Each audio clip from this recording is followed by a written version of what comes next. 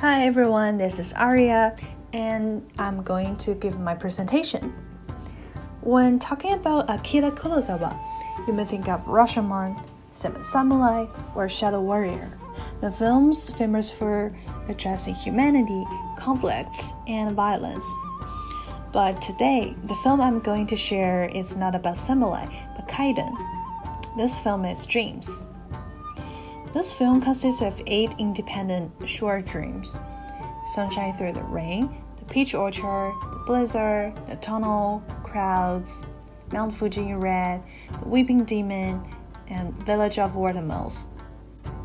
Protagonists are all different in those dreams, but you can see them as Kurosawa himself as different ages, because this film is mainly about his reflection on life, on social issues, and his wishes.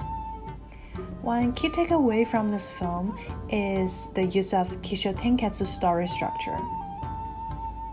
Kisho Tenketsu is a classic Asian story structure with an introduction, development, a twist, and the conclusion.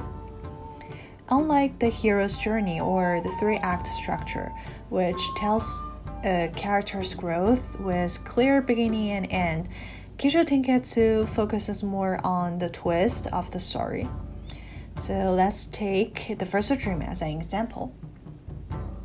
In The Sunshine Through the Rain, in the introduction part, the mom told her son not to go out when it's raining outside, otherwise he will see the fox having weddings in such weather.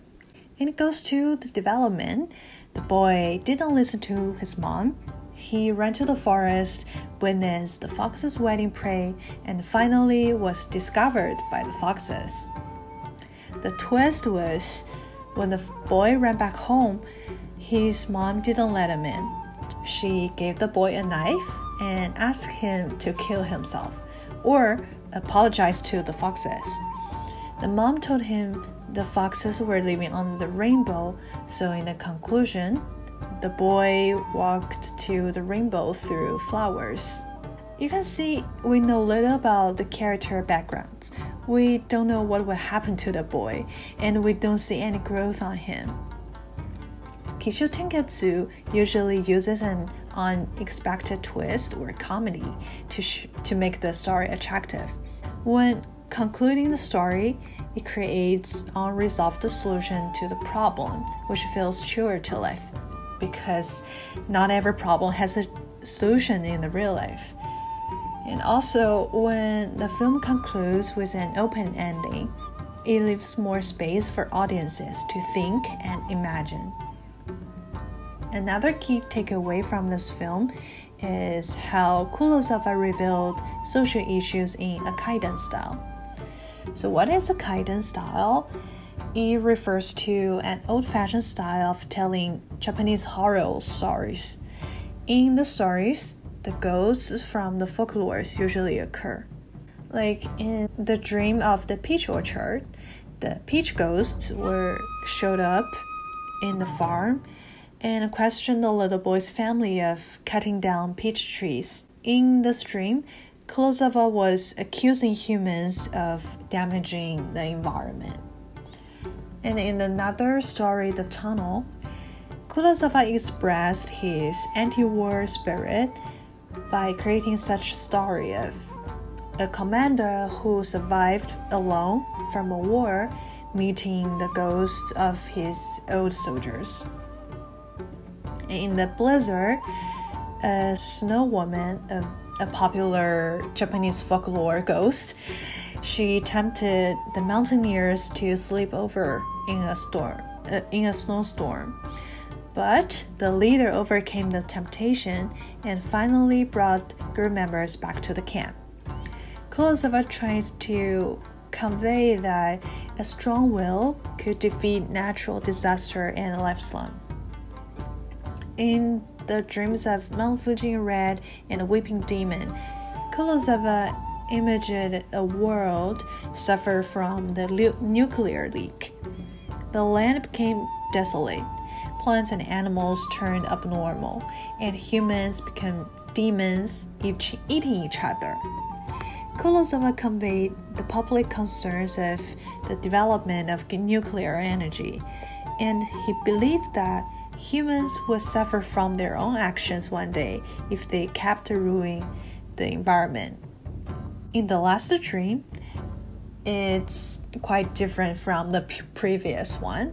Kurosawa depicted a beautiful ideal village that people living in old fashion were satisfied with their environment. They had fewer worries, and they could even embrace death with joy. Kurosawa still believed there is hope in the human future, although he was pessimistic. Besides directing talent, many people may not know that Kurosawa was also a great artist. Here's some storyboards he made by Kurosawa. Kurosawa started painting after junior high school. He loved Van Gogh, Paul Cézanne, and his works were deeply influenced by these artists. If you notice from previous graphs, Kurosawa loved using flat composition in framing, especially in the dream of the peach orchard. In the crowds, there's less perspective or angle or sense of the distance between front, middle, and the back. The frames looked like 2D paintings. Also, when Kurosawa filmed establishing shots, he usually employed the rule of thirds or half and half. In half and half compositions, he loved creating contrast between the two halves, such as the left image in the crowds one, the sky versus the farm, and in the right one, the Fuji mountain, the harsh red sky versus the people down below. It gave a stronger stimuli in the visuals.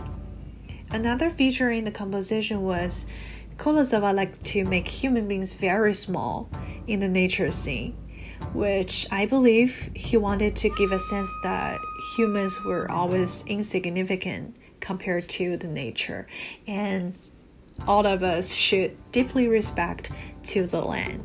Overall, Dream is a super good film with a unique narrative and visual art. If you like Japanese traditions and folklore, I highly recommend you watch it. And that's all for my report. Here's the references. And thank you so much.